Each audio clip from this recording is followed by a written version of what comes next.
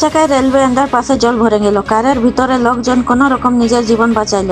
সরাইকেলা খরসভা জেলার অন্তর্গত চান্দিল মুড়ি রেলখণ্ডের মাঝে আচাকাই হইল বর্ষালে বকারকুড়ি রেলওয়ে স্টেশনের কাছে রেলওয়ে বোনা আন্ডারপাস জলে ভরে গেল, যাহার জন্য গাড়ি গিলার আসা যাওয়া বন্ধ হয়ে গেছে।